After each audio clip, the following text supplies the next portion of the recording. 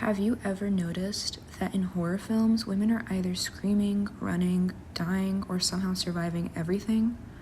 Why is it always like that? And what does that say about us, the audience, the people watching it all unfold? Today, I'm breaking down the history of how women have been portrayed in horror films. From victims to final girls to the complicated roles we see today. My name is Yassi Movahedi, and this is Know It All Podcast. For most of early horror history, women have been portrayed as passive victims. According to film scholar Carol J. Clover in her book Men, Women, and Chainsaws, women in early horror were seen as objects of violence. They were often threatened, attacked, or sacrificed in order to create suspense.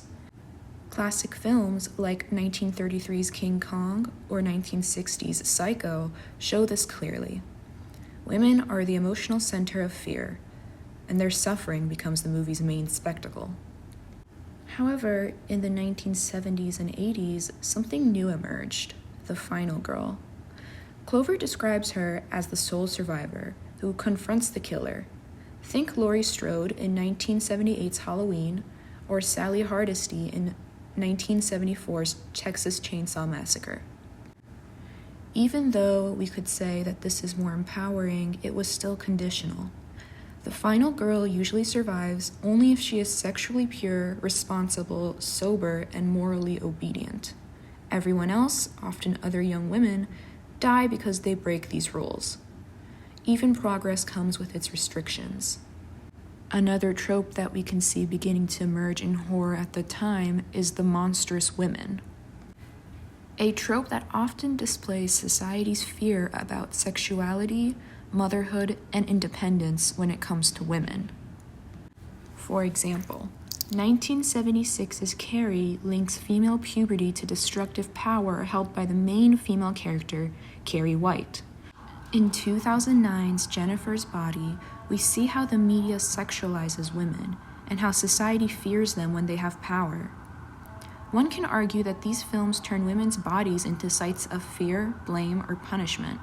However, I feel like I prefer women to be presented as flawed and multifaceted rather than picture-perfect, 100% morally righteous Mary Sues. Recent films like 2014's The Babadook, 2018's Hereditary, and 2019's Midsommar show a shift. Women are no longer just victims or symbols.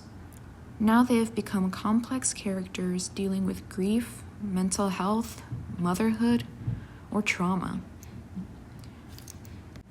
Today, we looked at the treatment of women in horror films, how they began as victims, evolved into final girls, became symbolic monsters, and eventually emerged as full, complex characters in modern filmmaking. Horror often reflects society at the time and the culture around it, and as society changes, women's role in horror films continue to grow and transform. This podcast is produced by Community College of Baltimore County's New Media Collective and Media Studies program. This episode is written by Yasmin Movahedi. My name is Yasmin Movahedi, and this has been the Know It All Podcast. Listen to all our podcasts to learn something new in less than 5 minutes.